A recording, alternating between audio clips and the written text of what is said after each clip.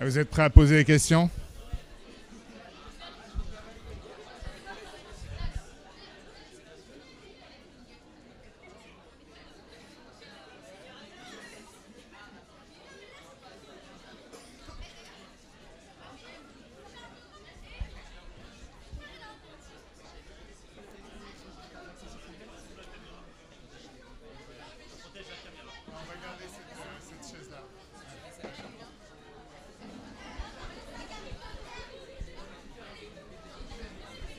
Par contre, il faut absolument qu'on monte. Je t'ai amené un jeu de hex.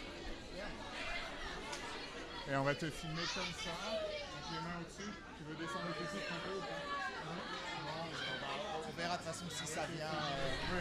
Bonjour, je vais vous demander un peu de silence parce qu'on va bientôt commencer la prochaine intervention. Bien.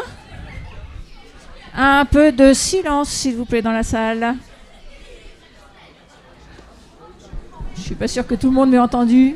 Merci. Non, c'est très bruyant sous le Barnum. Si vous commencez à parler entre vous, on va tout entendre. Enfin, on va plutôt pas entendre les gens qui posent des questions et les réponses qui sont données. Donc, je vous remercie d'être un petit peu calme. Donc nous allons, je pense que c'est l'heure. C'est l'heure d'accueillir Hugo, qui est là pour répondre à vos questions. Et en fait, c'est plutôt avec les questions que vous allez poser, que vous allez découvrir le parcours d'Hugo et ce qu'il fait dans la vie. Voilà. Alors, bonjour Hugo, merci d'être là.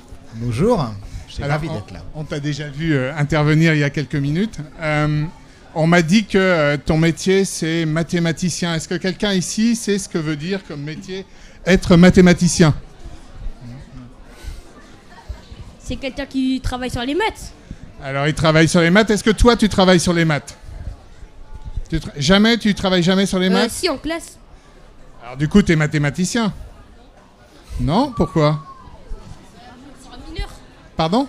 Je suis encore mineur. Quand même, mince. Zut alors. Donc c'est quelqu'un qui travaille sur les maths et qui est majeur. Alors. Voilà, c'est ça. Donc, est-ce que tu es majeur, Hugo? Je suis majeur. Hugo est majeur, donc ça tombe pas mal. Est-ce que quelqu'un a une autre définition pour mathématicien? Moi, je sais compter sur mes doigts, donc je prétends être mathématicien. En plus, je suis majeur. Ouais, de nouveau. On est tous mathématiciens ou mathématiciennes. Finalement, j'ai l'impression que oui. Alors, selon toi, mathématicien, ça veut dire quoi? Quand on te dit t'es mathématicien, qu'est-ce que ça veut dire? Alors, c'est une très bonne question. Je pense qu'il y a deux réponses. Donc, quand on dit que quelqu'un est mathématicien ou mathématicienne, en général, donc c'est quelqu'un qui utilise les mathématiques dans sa vie. Et on a tendance à penser que c'est un chercheur ou une chercheuse en mathématiques. Ça, c'est souvent ce qu'on nous dit quand on dit définir le métier de mathématicien ou mathématicienne. Ce qu'il faut voir, c'est qu'il y a plein de métiers qui impliquent les mathématiques et qui ne sont pas des métiers de recherche académique. Et moi, j'aime bien dire que ces gens-là sont aussi mathématiciens ou mathématiciennes. Ils font aussi des maths dans leur vie de tous les jours. Donc finalement, tu es un peu d'accord avec le jeu de garçon. C'est un métier dans lequel on fait des mathématiques. Je suis assez d'accord. Quel est le premier métier que vous connaissez où on fait des mathématiques? Être ingénieur. Super. Plus loin, il y a d'autres, voilà. Ouais. Banquier. Banquier, très bien. D'autres propositions? Oh, vous en avez oublié un évident. Tout au fond? Professeur. Professeur. Professeur, on m'a dit que tu as passé un diplôme d'enseignement qui s'appelle l'agrégation. Comment? En fait, moi, je voulais, pendant toute mon enfance et même après, pendant mes études, devenir enseignant. Mon papa est prof de sport, ma mère était institutrice, donc j'ai été élevé, biberonné à l'enseignement. Et je voulais être enseignant. J'ai passé même un diplôme pour devenir enseignant.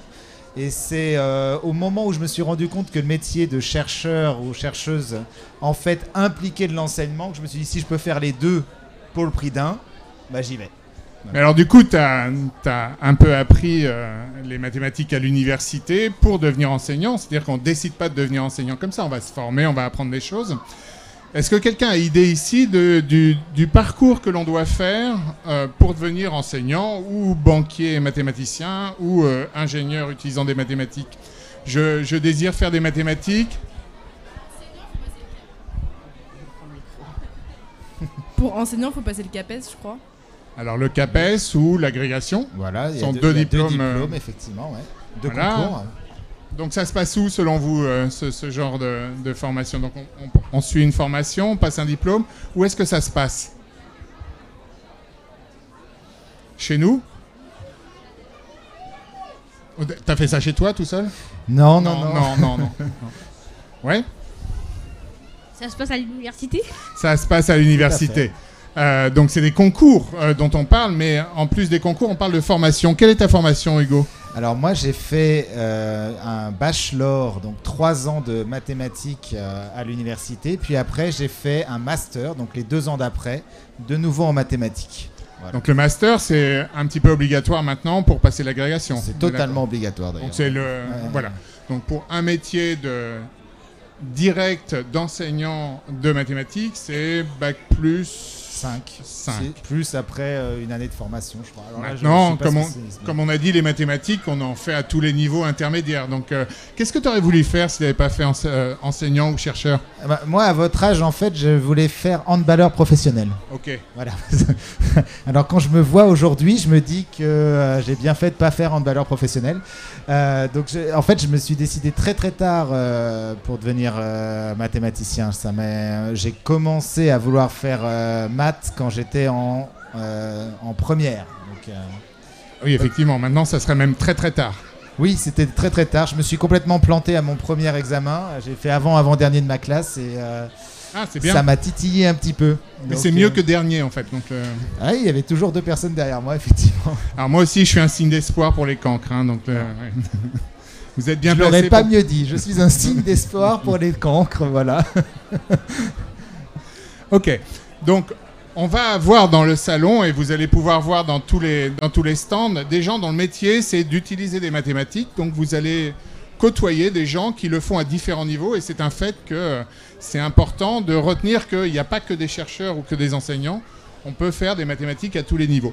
Malgré tout, tu es un chercheur.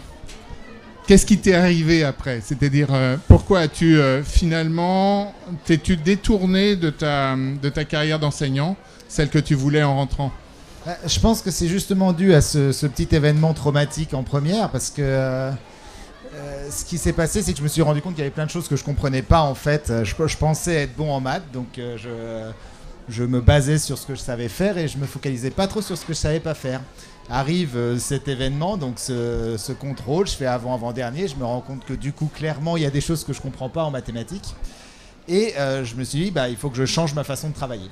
Donc je me suis focalisé sur ce que je comprenais pas plutôt que de me focaliser sur ce que je comprenais et insister jusqu'à parvenir à comprendre. Et en fait ce processus-là, c'est le processus du chercheur ou de la chercheuse. On passe notre temps à pas comprendre en fait. Le moment où on passe du moment d'incompréhension au moment de compréhension, il est rare. Mais par contre, il est extrêmement agréable. Ce moment où on réalise que ça y est, maintenant, ce que je ne comprenais pas depuis des mois, parfois même des années, je comprends parfaitement. En général, c'est un déclic assez rapide. Ce moment-là, il est extrêmement plaisant. J'aime bien faire le rapport. Si vous pensez au sport, c'est totalement évident. Vous n'allez pas parvenir à dribbler quelqu'un ou à faire 100 jongles du premier coup. Vous allez d'abord essayer, enfin moi je ne suis jamais arrivé d'ailleurs sans jongle, mais vous allez essayer des tonnes de fois et c'est aussi ça qui fait que le jour où vous y arrivez, c'est plaisant. Et ben ça, j'ai réalisé ça en première et donc ce processus, en fait, ce qui se rapproche le plus de ce processus en mathématiques, c'est le travail de chercheur et c'est là où je me suis dit, mais en fait j'aime vraiment la recherche et j'aime transmettre, donc j'aime l'enseignement, c'était pour ça que j'avais quand même envie d'être enseignant. Mais j'avais cette chose, ce passage de l'incompréhension à la compréhension que j'adorais. Et c'est pour ça que je me suis quand même dirigé vers la recherche. Alors voilà, alors après on a plus ou moins de succès. Moi je pense que je comprends moins de choses que toi dans l'année. Mais ça arrive et je confirme absolument cet état d'extase. Est-ce qu'il y en a parmi vous qui ont idée de poursuivre en sciences en général et en mathématiques en particulier? Au fond? Oui. Super. On en tient un, le lâchez pas. Tu veux dire ne lui fais pas peur en lui donnant un micro et en lui demandant de s'expliquer, c'est ça? C'est ça. Bah, J'aimerais savoir ce qui te guide vers ça. Enfin, j'ai un peu découvert les maths sur le site Math Training et c'est très marrant de résoudre des problèmes, de passer 30 heures dessus, mais à la fin d'avoir la solution et surtout de voir que la solution en fait fait 3 lignes. Il suffit d'avoir la bonne idée et ça marche. Du coup, j'ai un peu continué, puis j'ai découvert la POFM et c'est un peu la version agrandie du principe. Bon, je promets que c'est pas organisé, hein, donc c'est un stagiaire animat. T'auras du mal à le prouver là, je pense. Oui, ça va pas être simple. Et du coup, c'est vraiment plaisant de chercher très longtemps sur un problème jusqu'à trouver une idée qui nous permette d'avancer, puis de continuer sur cette piste et peut-être de se rendre compte qu'en fait l'idée était pas utile et de bifurquer. Bah, c'est ce que je fais beaucoup en géométrie en ce moment, j'aime bien. Et c'est marrant parce qu'en fait là, tu es en train de décrire essentiellement mon quotidien. C'est-à-dire le chercheur ou la chercheuse, il fait exactement ça. On passe du temps à tâtonner pour essayer de comprendre un problème. Et en fait, c'est quelque chose qui est très plaisant. On apprend en continu. On gère aussi son temps. On parlait là de 30 heures. Parfois, c'est même plus long. Enfin, c'est souvent beaucoup plus long, etc. Donc, il y a cette idée de temps long. On se laisse le temps d'apprendre, de découvrir des choses. Et ça, c'est quelque chose forcément mécaniquement que vous ne voyez pas forcément en classe parce que il y a une contrainte de temps. Vous devez aller vite. Mais dès qu'on va effectivement, soit dans les activités périscolaires, soit sur Internet, etc., on se rend compte qu'il y a finalement ce que vous apprenez en maths, en classe, vous permet après de découvrir ces choses et cette façon différente de faire des maths. Un autre exemple de personne qui se dirige et qui a envie d'échanger sur ce point, tout au fond. Et un autre étudiant de la POFM. Mayday, Mayday. Bonjour. Bonjour. Donc, de la même manière que pour toi, je suis sur Math Training et c'est quelque chose qui me passionne, on va dire. Et ce que j'aime beaucoup dans les mathématiques, c'est quand on a des problèmes très difficiles, quand on passe énormément de temps dessus, de voir par tous les états d'esprit par lesquels on peut passer, de la joie, quand on découvre quelque chose, ou être simplement désespéré parce qu'on ne trouve aucune piste. Et c'est ça que je trouve beau dans les mathématiques. Donc c'est une sorte d'accélérateur de sensations pour la journée. C'est un petit peu le... D'autres questions sur le sans sujet les obliger à parler, j'aimerais bien savoir s'il y a des filles qui veulent se lancer dans les mathématiques. Ou dans les sciences. Est-ce qu'il y en a? Osez lever la main si vous aimez les sciences. Ah là là là là. Bravo. Et c'est une élève de la POFM. Là, devant toi. Ouais. Je crois qu'on lui avait promis qu'on ne l'obligerait pas à parler. C'est ça. Ouais. Elle a dit je veux bien répondre mais je parlerai pas. Je me suis fait avoir un peu, c'est pas grave. Ouais. Moi, je veux faire tout ce qui est plus scientifique, mais j'ai pas trop d'idées de métier pour l'instant dans la vie. Oh, ça c'est pas grave. Ça, c'est pas grave. L'important, c'est de suivre ce qu'on aime. Et en fait, ça va se définir plus tard. C'est normal. D'ailleurs, une question du coup. Est-ce que les mathématiques dans certaines formes d'autres choses que tu fais dans la vie courante, comme un exposé ou un débat ou un échange, est-ce que le fait de faire des mathématiques te sert? Alors, c'est un petit peu piège parce que j'ai eu cette discussion l'année dernière avec Jack Lang, qui est connu pour être pas du tout mathématicien. Et j'avais dans l'esprit de lui montrer que même lui faisait des mathématiques en permanence. Oui, alors, c'est vrai que c'est une question qu'on se pose souvent, surtout quand on est jeune. Est-ce que c'est utile les mathématiques dans la vie de tous les jours? Et je trouve que souvent on a tendance à penser aux mathématiques comme étant juste les chiffres. Est-ce que je sais manipuler des nombres, multiplier, etc. Est-ce que je connais des théorèmes? Bon, ça c'est des choses effectivement. Le théorème de Thalès, hein, on l'utilise pas tous les jours. Moi non plus. Mais par contre, ce qu'on apprend en mathématiques, c'est à réfléchir. Et à réfléchir de façon analytique, c'est-à-dire avoir une logique cohérente, etc. Et ça, dans notre vie de tous les jours, ça nous sert tout le temps. Et en particulier, ça sert aussi à analyser les informations qu'on nous envoie à la figure à pleine vitesse en ce moment. Et donc, de ce point de vue-là, le raisonnement analytique, c'est sûr que c'est un peu un super pouvoir, quoi. Et donc, moi, j'ai l'impression que ça m'aide dans la vie de tous les jours. Par contre, il faut faire attention à le contrebalancer aussi, c'est-à-dire qu'il ne faut pas être tout le temps en train de raisonner de façon rationnelle. Il faut aussi laisser de la place à ses émotions et et à ses sentiments. D'ailleurs, ce qu'on fait aussi quand on fait des mathématiques. Il y a des spécialistes des réseaux sociaux. Vous avez entendu parler des trolls. Bon, un troll, c'est quoi? C'est quelqu'un qui va prendre un point de vue volontairement, qui n'est pas forcément le sien, mais qui est volontairement choisi comme polémique, et qui va faire tout un enchaînement de règles logiques pour amener les gens à rentrer dans son jeu. On peut dire quelque part qu'il va partir d'une axiomatique et de règles établies et amener les gens vers une démonstration ou un point précis. Et ce qu'on aime bien dire aux plus jeunes, c'est que même à cet endroit-là, on va faire des mathématiques, parce que c'est la mécanique que toi, tu vas utiliser au jour le jour. Attention, tu n'es pas en train de leur dire qu'il faut qu'ils deviennent des trolls, j'espère. C'est bien. Alors, qui veut devenir un troll? Et là, tout le monde lève la main. Est-ce qu'il y a des trolls dans la salle? Oui. Est-ce qu'il y a des jeunes filles trolls dans la salle? Parce que je crois que oui, en fait, non?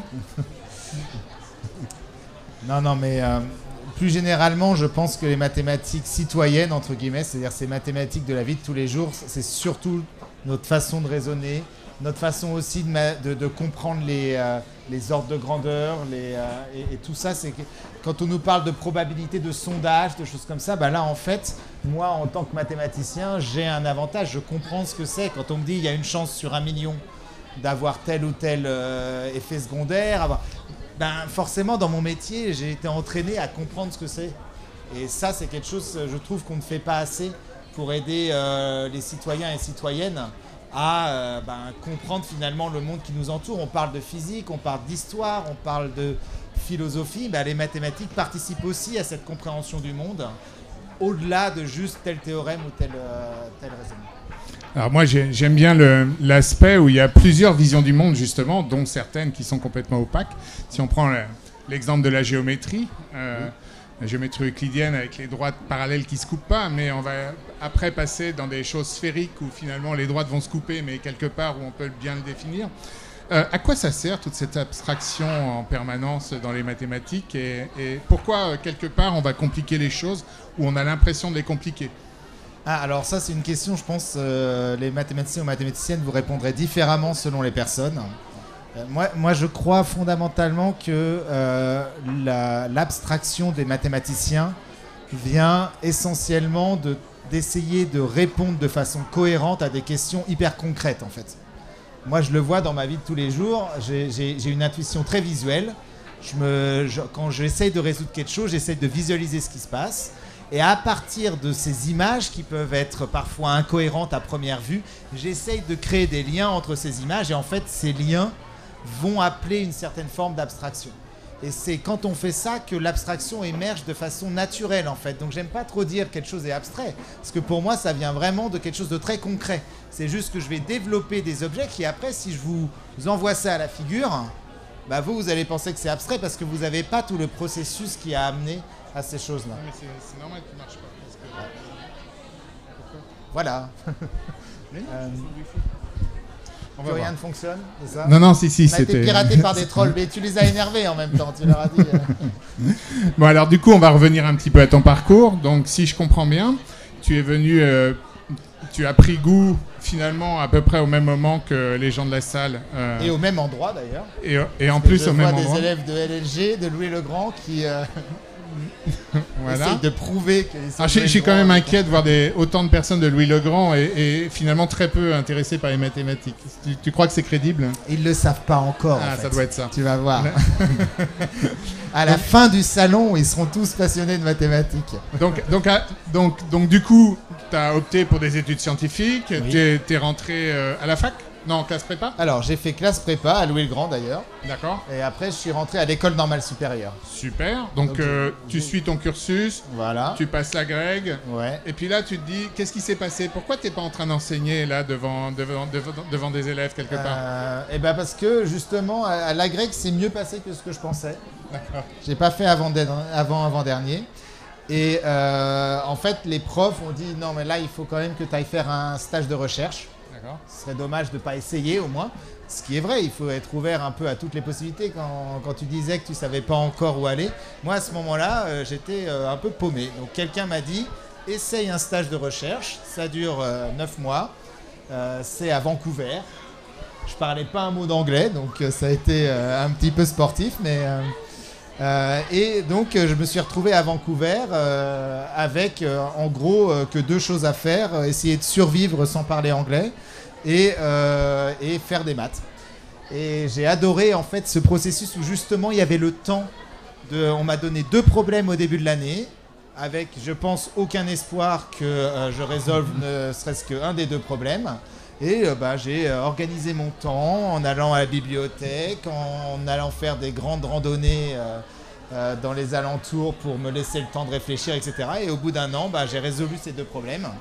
Et donc là, les gens m'ont dit, maintenant, c'est non optionnel, tu vas faire une thèse. D'accord. Et donc, je suis parti à Genève. Ça consiste en quoi une thèse? Finalement, c'est la même chose. On va te donner un problème auquel tu sais pas répondre. Voilà, c'est ça. Et bien, alors là, la différence, c'est qu'on m'a donné un problème auquel je ne savais pas répondre et je ne sais toujours pas y répondre. Ah, voilà. c'est bien. J'ai jamais résolu le problème de ma thèse. Mais il faut pas dire problème. D'ailleurs, il faudrait plutôt dire la question, c'est ça. le challenge ou je sais pas quoi. Il y a quelque chose de négatif dans problème qu'on utilise tous. Hein. Juste avant, j'ai dit ça, mais. Et oui, donc je suis parti à Genève pour travailler avec un professeur qui s'appelait le professeur Smirnov sur un problème qui s'appelle la percolation. Donc la percolation, c'est l'art de faire du café et Smirnov, c'est le nom d'une vodka. Donc là, mes parents se sont posé une petite question sur mes choix professionnels et se sont demandé où est-ce qu'ils avaient raté quelque chose dans mon éducation.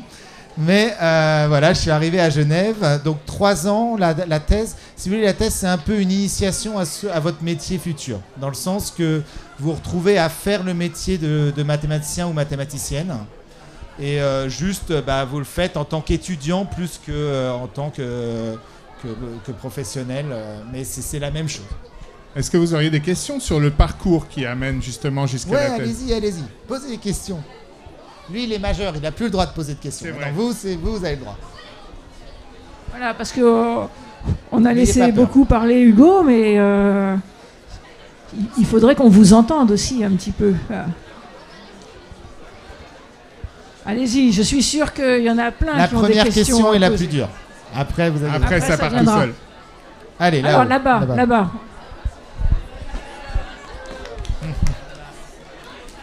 C'était plus de la curiosité, mais est-ce que vous recommanderiez de faire une fac ou une prépa? Je recommande rien. C'est tellement dépendant des individus que je pense qu'il faut surtout faire ce que vous avez envie de faire. C'est-à-dire, la prépa, elle va avant tout vous entraîner à devenir ingénieur, à faire une école d'ingénieur. C'est vrai qu'il y a quelques écoles à la fin de la prépa, donc les 2 années qui sont après le baccalauréat, qui vous permettent après de devenir chercheur, mais c'est finalement les écoles les plus difficiles, donc faut pas se rater, entre guillemets. Donc si par exemple vous êtes certain que vous devenez enseignant ou certain que vous voulez devenir chercheur, vous pouvez aussi passer par l'université, c'est très bien, il y a des très grands chercheurs qui sont sortis de l'université, il n'y a pas besoin de passer par la classe prépa. Donc c'est à vous de voir ce que vous voulez, en quelque sorte. La classe prépa, ça vous apporte aussi une très bonne formation. Hein. Moi, je garde un très bon souvenir de ma classe préparatoire. Ça m'a appris énormément de choses que j'utilise en tant que chercheur. Mais je suis parvenu à voir l'école normale supérieure, qui est une école qui après vous forme à devenir chercheur. C'est l'école la plus dure essentiellement à avoir, peut-être avec Polytechnique et 2-3 autres écoles. Si vous n'arrivez pas à avoir ces écoles-là, vous allez être dans des écoles qui vont quand même plus vous préparer à devenir ingénieur. Donc voilà, faut voir, faut calibrer en fonction de ce que vous voulez. Je peux témoigner du passage par la fac. Voilà, il y a des gens très bien qui il faut malgré tout savoir un truc, comme dans tous les métiers, la clé en mathématiques, c'est le travail. Le passage par la classe prépa ou le passage par la fac, c'est éventuellement des choses plus ou moins lissées en termes de dose de travail et de rapidité d'acquisition. Mais au finalement, on va retrouver les gens en thèse de la même manière, voire même en master. On va tous se retrouver en master avec à peu près la même dose de travail fournie pour y arriver. Tout à fait. C'est éventuellement, voilà, c'est vraiment, ça dépend des gens, ça dépend de l'autonomie des gens. Ça dépend aussi de vos choix, c'est-à-dire que si vous êtes indécis, à l'université, vous allez vous spécialiser un peu plus vite peut-être, et donc avoir moins accès à des formations généralistes. Quoique c'est en passe de changement. D'autres questions? Allez, d'autres questions, n'hésitez pas. Oui. Comment s'organise une de vos journées type? Alors, c'est peut-être la plus belle partie de mon métier, c'est que il n'y a pas de journée type. En fait, quand on est chercheur ou chercheuse, on a des tonnes de casquettes différentes. On est enseignant, donc il y a des journées où on va enseigner. On est chercheur ou chercheuse, donc ça veut dire qu'on va passer du temps à essayer de trouver de nouvelles idées pour répondre à nos questions ou aux conjectures qu'on essaie de résoudre. Et alors là, quand on est dans ce processus-là, il y a vraiment, ça peut prendre des milliers de facettes différentes. C'est un métier très... la recherche, en fait, c'est très, très collaboratif. Donc moi, dans ces moments-là, je suis très souvent en train de discuter avec des collègues qui sont en général devenus mes amis. Et donc ça peut être, on peut être en fait à un café en train de discuter avec une feuille, un crayon. On peut être devant un tableau noir. On peut être, parfois ça m'arrive même d'être, j'ai discuté, j'ai découvert un de mes meilleurs résultats en étant sur la plage de Copacabana à Rio, en train de discuter avec un collègue. Donc il y a des choses très différentes comme ça. Vous voyagez beaucoup parce que vous êtes aussi conférencier quand vous êtes chercheur. Donc ça veut dire que vous allez vous retrouver dans différents pays à présenter vos travaux et à écouter les travaux des autres. Vous êtes aussi administrateur. Ça, c'est pas forcément la partie la plus sympa de notre métier, mais ça apporte aussi des choses. C'est-à-dire qu'on gère aussi un département, on gère une université, donc on aide à ça. Donc c'est très différent. Vous voyez, aujourd'hui, je suis là devant vous. Demain, je serai en train de faire de la recherche avec un collègue. Hier, je présentais mes travaux dans un colloque. C'est très différent. Il n'y a pas de journée type et c'est cette variété qui est aussi très belle. Alors, en parlant de tableaux, en attendant la prochaine question, j'ai vu des endroits où il y avait des tableaux dans les toilettes. Jusque dans les toilettes. Oui, alors bon, c'est quand même pas commun et heureusement les gens ne travaillent pas trop sur ce genre de tableau. Enfin, je vois très bien les endroits en question, mais non. Oui. Quels sont les mathématiciens qui vous ont inspiré dans votre carrière? Ah, alors en fait, ça c'est une question que j'aime bien parce qu'on pense souvent quels sont les grands mathématiciens, les grandes mathématiciennes. On s'attend à ce que je vous donne un nom que vous connaissez tous. Et en fait, mon rapport aux maths est tellement personnel, c'est tellement... par exemple, c'est comme quand on me dit quel est votre résultat préféré en mathématiques. On s'attend à ce que je dise une des très grandes conjectures, alors qu'en fait, moi, les résultats que je préfère, c'est souvent quelque chose que j'ai essayé de faire. Je ne suis pas parvenu à le faire et quelqu'un me dit, en fait, c'est comme ça. Et en fait, d'avoir eu le contact avec le problème fait que c'est ce résultat-là que je vais aimer parce que je suis admiratif de la personne ou du groupe de personnes qui a résolu cette chose. Et c'est la même chose avec les individus. En fait, les individus qui, moi, m'ont impacté en tant que chercheur sont en fait des gens que vous connaîtrez pas parce que ce sont des collègues très proches. C'est mon directeur de thèse, c'est... un collègue décédé maintenant qui justement habitait Rio, c'est pour ça que j'allais souvent là, parce que c'était leur vision des mathématiques qui d'un certain point de vue résonnait en moi, mais voilà, c'est des noms que vous ne connaîtriez pas. C'est quelque chose de beaucoup plus personnel qu'on imagine en fait, le rapport aux mathématiques et aux sciences en général. Dans le cadre de beaucoup de questions sociétales, par exemple, je pense au développement de l'intelligence artificielle ou la course à l'armement nucléaire, des personnalités proposent un moratoire sur ces questions. Donc ma question est, pensez-vous que la recherche est à attendre que la société soit prête pour accueillir des avancées comme celle-ci? Oui, alors ça c'est une très bonne question. Bon, alors... Bien fait. Oui. Elle a été formulée de façon très gentille parce qu'en général, la question est formulée « Pensez-vous que vous allez être remplacé par une machine d'ici 2-3 ans ?» Ce qui est plus violent, mais donc là j'aime bien. Est-ce qu'on est prêt à ça? C'est vrai que de façon générale, la société évolue avec les découvertes technologiques et les découvertes scientifiques. C'est juste que là, aujourd'hui, elles accélèrent tellement vite qu'on se retrouve un petit peu débordé par ces choses-là. Alors je ne suis pas un spécialiste de l'intelligence artificielle. Je pense que effectivement, ça va changer complètement notre façon de vivre. Une question qui me semble plus intéressante, parce qu'on parle beaucoup d'intelligence artificielle, on parle un peu moins de création artificielle, c'est-à-dire à quel point ce qui est créatif dans notre vie de tous les jours va être remplacé par la machine. Parce que pour moi, en tout cas, la créativité, c'est quelque chose de très subjectif. Or, par définition, les machines, elles n'ont pas vraiment, pour l'instant, en tout cas, il faut toujours se méfier parce que ça évolue à une telle vitesse, mais pour l'instant, il n'y a pas encore, je trouve, cette sensibilité qu'on peut attendre quand quelqu'un nous présente une preuve, quand quelqu'un nous présente une œuvre d'art, etc., etc. Donc, toute cette partie créativité, pour moi, aujourd'hui, elle reste encore quelque chose de très humain. Et donc, je pense peut-être que ça va faire évoluer la société, peut-être plus justement vers toutes ces disciplines créatives, revaloriser ces disciplines créatives comme étant justement une des choses qui sont particulières à l'être humain. Oui. Peut-être un follow-up sur la même question du coup. Si c'est pas, est-ce que vous pensez être remplacé dans 2 mois? Mais donc, pensez-vous que la recherche, qui serait intéressant de mettre en pause ces recherches, que les chercheurs mettent provisoirement en pause ces recherches pour que la société ait le temps de se préparer? Ça, est-ce que freiner le développement technologique est une façon de finalement laisser le temps à la société de s'adapter? Ça, c'est une grande question. Personnellement, j'y crois pas trop. Je pense qu'il vaut mieux que la société prenne à bras-le-corps le problème et se mobilise. Et je pense qu'elle a les capacités de réagir suffisamment vite.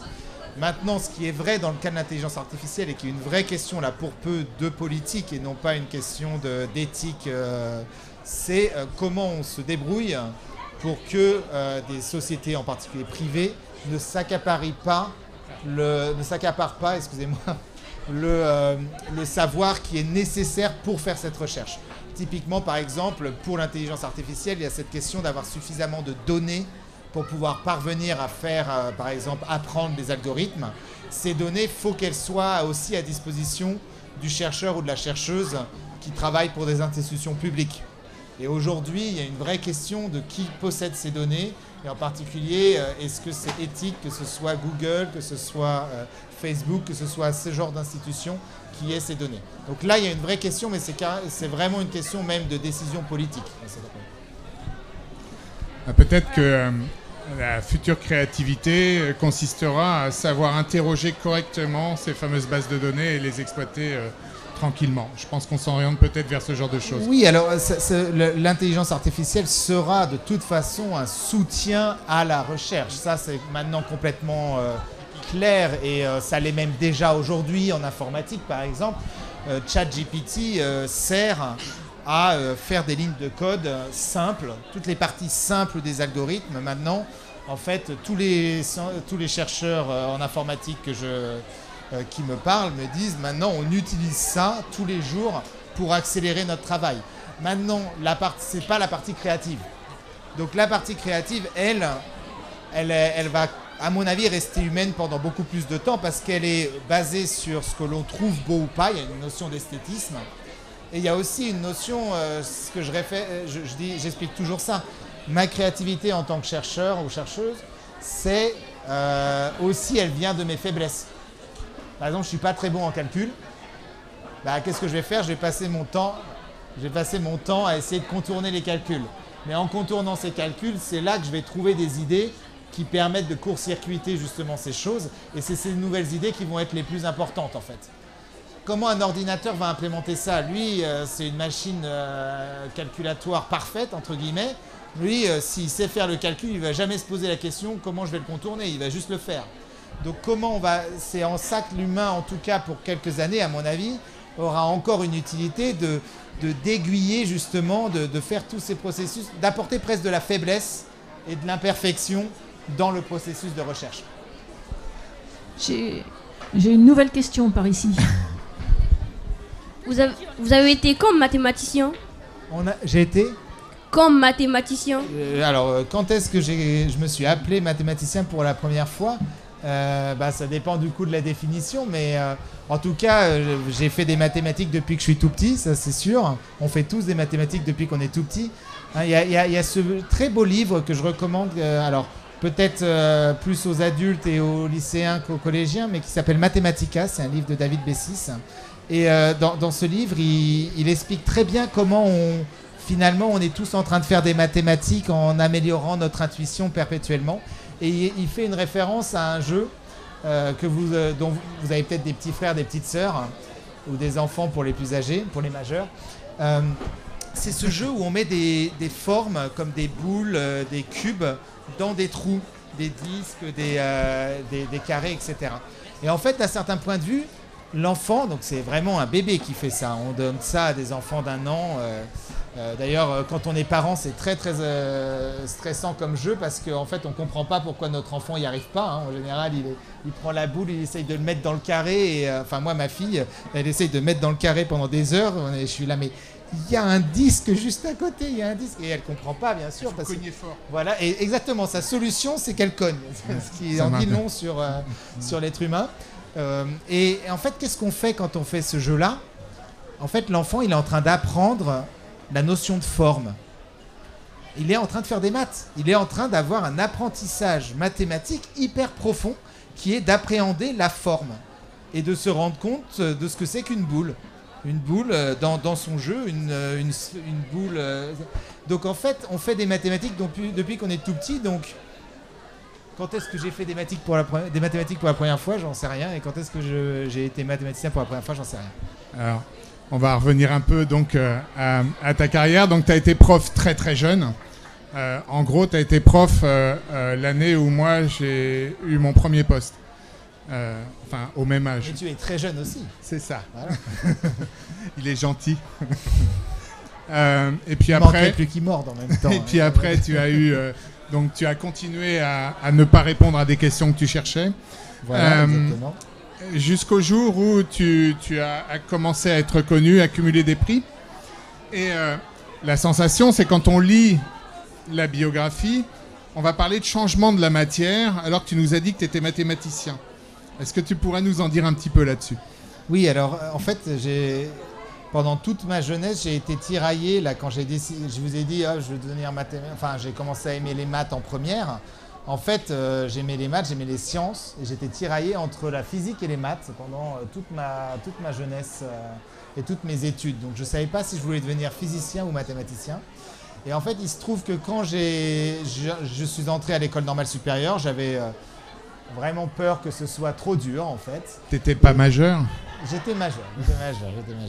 Ah non, moi, mon père m'a empêché de sauter des classes et je le remercie pour ce très beau geste. Ça m'a permis de me développer dans d'autres directions, le sport, la musique, les copains, les copines. Et donc je suis très content d'avoir pris mon temps. Donc je suis entré à l'âge normal à l'école normale supérieure, je devais avoir 20 ans ou 21 ans. Et donc là je me suis dit je vais pas arriver à faire maths et physique en même temps, c'est trop dur, il faut que je fasse un des deux. Donc j'ai choisi maths et j'ai abandonné la physique un peu contre mon gré parce que j'aimais bien que la physique, il y a un rapport direct à la description du monde qui nous entoure. Et par contre, ce que j'aimais en maths, c'est que quand on répond à une question en maths, il y a un peu cette perfection de la réponse. On ne se pose plus de questions sur est-ce qu'on a bien répondu ou pas. On a notre preuve, elle est là, elle nous parle. Pour quelqu'un qui n'avait pas énormément confiance en moi, c'était hyper rassurant en fait d'avoir cette chose. En physique, c'est beaucoup plus dur, c'est toujours un peu axiomatique. On va répondre. Je ne sais pas si vous avez un peu, quand on voit son cours de physique, on nous dit ça se comporte comme ça parce que. Mais en fait, le parce que lui-même, il est vrai parce qu'il y a autre chose qu'on ne vous dit pas en général. Et ça, c'était quelque chose qui était très dur pour moi. Donc j'étais tiraillé entre maths et physique. J'abandonne la physique. Et en fait, il se trouve que par un revers du destin, la discipline des mathématiques qui s'est offerte à moi, que j'ai découverte et que j'ai adorée, c'était la physique statistique. Et la physique statistique, c'est la description en fait de la physique, de systèmes physiques avec les mathématiques. En particulier, et tu as fait référence à ça, les changements de phase, les transitions de phase. Les transitions de phase, c'est quoi? C'est les changements brusques de la nature, d'un système.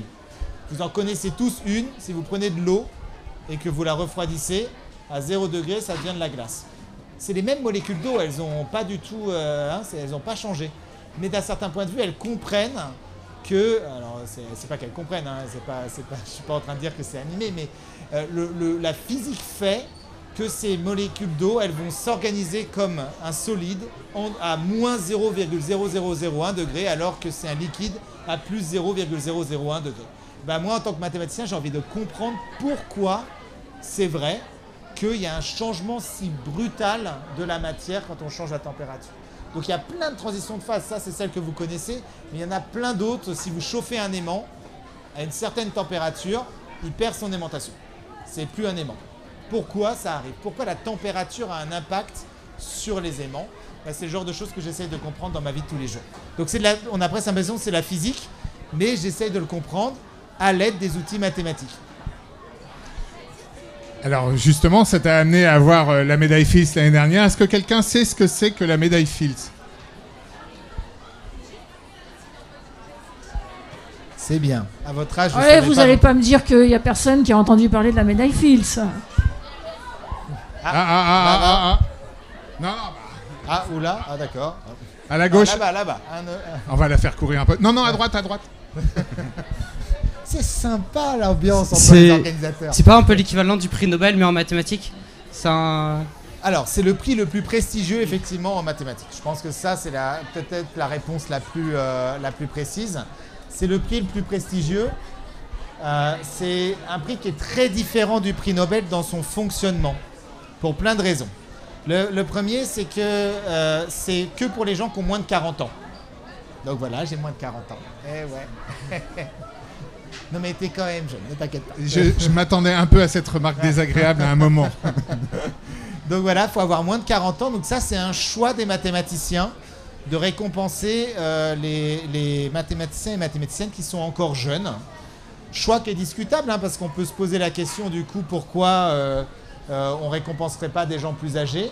Choix qui a aussi des avantages, en particulier en termes de visibilité, parce que ça évite que les seules personnes que l'on voit représentant un domaine ressemblent plus à nos grands-parents que à nous, parce que d'un certain point de vue, c'est... Fais attention à ta prochaine phrase. donc voilà, je trouve que voilà, c'est discutable, mais c'est moins de 40 ans, c'est tous les 4 ans. Et il y a 4 mathématiciens ou mathématiciennes qui l'ont. D'ailleurs, l'année dernière, je précise, il y a eu une mathématicienne qui l'a eu en même temps que moi, Marina Vlavlotska, une Ukrainienne. Donc c'est vraiment quelque chose qui récompense à la fois les mathématiciens et les mathématiciennes. Tout le monde a ses chances et tout le monde a les mêmes chances.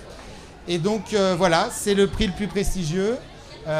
C'est aussi pour ça que je suis là aujourd'hui, je pense. C'est ça. Sinon, on parlerait moins de moi.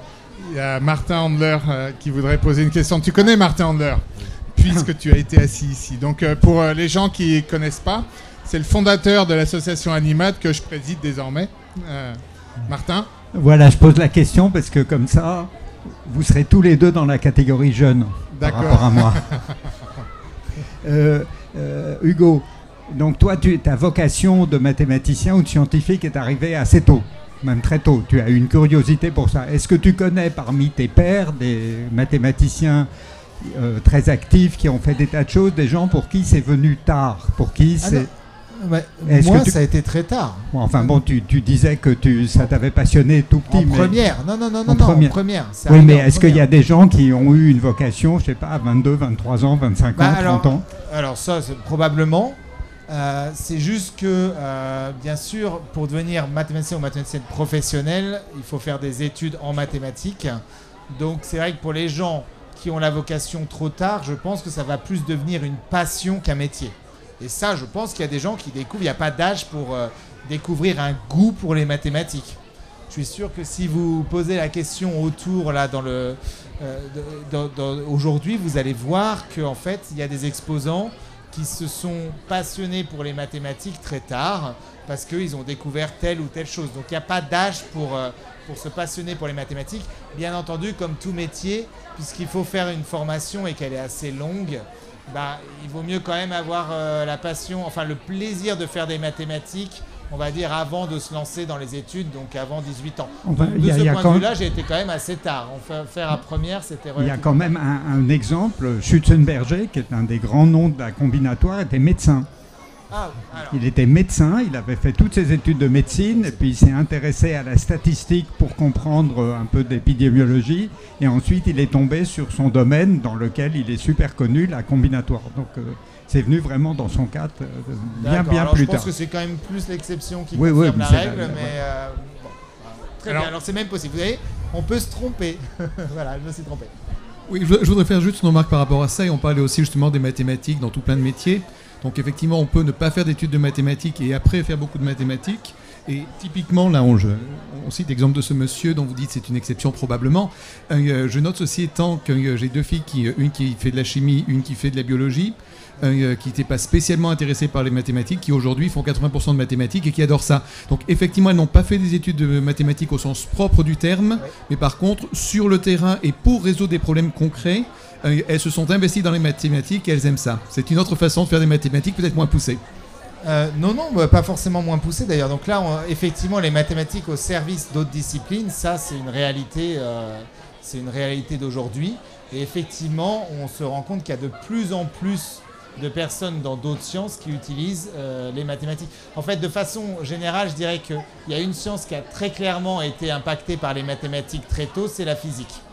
Parce que d'un certain point de vue, la physique a su quantifier, a su dire ce qu'il fallait observer. En physique, je résume un petit peu, mais on observe la position et la vitesse des particules, des objets. Donc il y a quelque chose qui est tout de suite quantifié. Et ces dernières années, il y a, on va dire depuis au moins un siècle, voire un peu plus, ce qui s'est passé, c'est que d'autres disciplines sont devenues quantifiables. On a commencé à se rendre compte de ce qu'il faut quantifier. Et du coup, dès qu'on quantifie, on doit manipuler des mathématiques pour essayer d'expliquer quelles sont ces choses. Et c'est pour ça que de plus en plus de disciplines sont quantifiées. Et ça va même très très vite. Si vous pensez aux neurosciences, l'étude de notre cerveau, c'est quelque chose qui est aujourd'hui en train de devenir de plus en plus mathématique. Il y a de plus en plus de mathématiques impliquées dans les neurosciences pour comprendre le fonctionnement de notre cerveau, parce qu'on commence à avoir une compréhension du cerveau qui fait qu'on peut commencer à comprendre comment on doit quantifier ce que fait un système neuronal, etc., comment on peut le modéliser, etc. On va arriver à la limite du temps qui nous est imparti, hélas. J'ai une question d'une jeune fille, alors je vais quand même lui poser le micro. Quel rapport avez-vous aux matières littéraires au lycée et aujourd'hui ? Alors, j'avais un rapport passionnel, mais qui allait que dans un sens. C'est-à-dire que moi, j'aimais beaucoup ces matières, mais elles ne m'aimaient pas beaucoup. Donc, j'ai toujours apprécié toutes les disciplines, à part l'anglais. Voilà. Anglais, allemand, on en sait les langues, c'était une catastrophe. Mais sinon, j'aimais beaucoup le français. J'aimais énormément la philosophie. J'étais nul, mais j'aimais beaucoup. Et vous voyez, je suis même marié à une philosophe, donc à une prof de philosophie. Donc c'est quelque chose, je trouve que en fait, tout ce qui vous ouvre l'esprit de façon générale vous rend plus créatif, quelle que soit la discipline dans laquelle vous allez faire. Donc ça, c'est vrai, on en parle souvent, on se dit souvent les mathématiciens et mathématiciennes, ils sont par exemple, il y a un lien entre les mathématiques et la musique. Mais en fait, c'est plus que ce qui vous fait que vous êtes un bon mathématicien ou une bonne mathématicienne, c'est que vous êtes curieux. On en parle d'ailleurs, c'est un mot qui a été dit, c'est que vous aimez apprendre. Et ça, c'est les choses que vous allez aussi faire en musique, que vous allez aussi faire en sport, que vous allez aussi faire quand vous lisez. Donc du coup, il y a une interaction claire, un enrichissement entre toutes les disciplines. Et c'est vrai dans l'autre sens. Et ça, je trouve qu'on n'en parle pas assez. C'est-à-dire que si vous êtes quelqu'un qui vous ressentez plutôt littéraire que scientifique, ça ne veut pas dire que les sciences ne peuvent pas vous apporter quelque chose dans votre approche de la créativité, je sais pas, de l'écriture, de l'histoire, etc. Donc c'est important d'être très ouvert d'esprit et de ne pas se cloisonner, en particulier de ne pas faire ce cloisonnement que je trouve catastrophique, qui est de dire moi je suis un ou une littéraire ou je suis un ou une scientifique.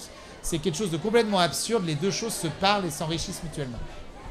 Vraiment la toute dernière. La dernière question, parce qu'on va être rattrapé par le temps. Quel succès. Oui, qu'est-ce que tu penses de la façon dont les mathématiques sont enseignées en France aujourd'hui ? Et voilà, vous savez. C'est la question que Hugo avait dit, je ne veux pas qu'on me la pose. Pour laquelle Hugo m'avait dit, je ne veux pas qu'on me la pose. C'est pas que je veux pas qu'on me la pose, c'est juste que je suis pas enseignant. Je veux dire, j'enseigne à l'université, c'est un métier c'est une façon d'enseigner très particulière. Donc j'ai pas les compétences pour dire comment il faut enseigner ou pas. Je vais pas me remplacer comme ça les enseignants qui font leur métier bien mieux que moi je le ferais. Ce que je peux dire juste, c'est que je peux dire mon expérience en tant que apprenant. Comment moi j'apprends les mathématiques. Et en fait, je les apprends par appropriation de mes erreurs, par compréhension de ce que je ne comprends pas. Je fais les choses Et je peux vous garantir que quel que soit le problème quasiment que je me pose en maths, ma première intuition sera fausse. Ce n'est jamais vrai que je vais tout de suite comprendre ce qui se passe dans le problème. Et ça casse un petit peu cette image qu'on a des gens qui ont la bonne intuition en maths, hein, on parle parfois même de la bosse des maths, et des gens qui ne l'ont pas. Non, en fait, on est tous égaux, on a tous une mauvaise intuition la première fois qu'on fait des maths. Par contre, moi, j'ai ce truc qui fait que si j'ai une mauvaise intuition, j'ai envie de la changer. Et donc, je vais m'exercer à essayer de comprendre pourquoi elle est fausse, comment je peux la rediriger, et en fait, je vais la faire évoluer. Et ça, c'est quelque chose, malheureusement, effectivement, qui est difficile à enseigner, parce que c'est très personnel, chacun a ses propres intuitions et ses propres erreurs. Et deuxièmement, il y a une contrainte de temps énorme dans l'enseignement qui fait que c'est un processus qui est très lent. Il est ce qu'il est, il est lent et on ne peut pas le... Et donc c'est quelque chose qui est très dur à implémenter, donc je ne saurais pas comment donner un conseil d'enseignement. Ce que je peux juste dire, c'est que clairement, c'est comme ça que moi j'apprends les maths. Je ne les apprends jamais. Si un chercheur ou une chercheuse donne un exposé en me disant tel est le problème, tel est le théorème, il y a juste 99% de chances que je ne comprenne pas le théorème, que je ne comprenne pas pourquoi c'est intéressant, que je ne sache pas comment l'utiliser. Donc moi derrière, j'ai besoin de faire ce processus, c'est peut-être juste moi, mais j'ai besoin de faire ce processus d'appropriation et c'est un processus très lent. Donc n'ayez pas peur si vous ne comprenez pas tout de suite un théorème, c'est peut-être ça le mot de la fin. Si vous ne comprenez pas tout de suite un théorème ou un énoncé de votre cours de maths, pensez à moi en vous disant que j'aurais été à votre place, ça aurait été pareil. Mais maintenant, essayez de voir, discutez avec vos collègues, discutez avec les autres personnes de votre classe, avec votre prof, pour essayer de comprendre pourquoi vous avez la mauvaise intuition. Et votre intuition, elle va évoluer. Et en plus, plus vous ferez ça, plus vous apprendrez à le faire vite, ce processus de correction de votre intuition. Et ça va vous faire progresser extrêmement vite. Voilà. J'aime beaucoup cette notion de tracer votre route parce que c'est exactement ça. À chaque fois qu'on ferme une porte, finalement, on trouve un nouveau passage juste à côté. Et c'est vraiment toute l'histoire de cette matière-là. On a parlé aussi investissement. Il y a une dose de travail. L'intuition, c'est de la mémoire de ce qu'on a appris quelque part, oui. De ce qu'on est capable de reconnaître. Donc cette dose de travail, il faudra de toute façon la fournir à un moment ou à un autre. Par contre, ça peut être à géométrie variable et à vitesse variable. Et on peut devenir mathématicien à n'importe quel âge. C'est un petit peu l'ensemble des messages que j'ai entendus. Alors du coup, on pourrait refaire un sondage pour conclure. Et donc maintenant, combien d'entre vous voudraient faire un peu plus de maths ou un peu plus de sciences ? Et 2 personnes de moins. Ça fait 2 fois plus quand même. On va se lancer dans la politique. Ok. Je vous remercie beaucoup. On vous donne rendez-vous dans 10 minutes. Merci Hugo. Merci à tous.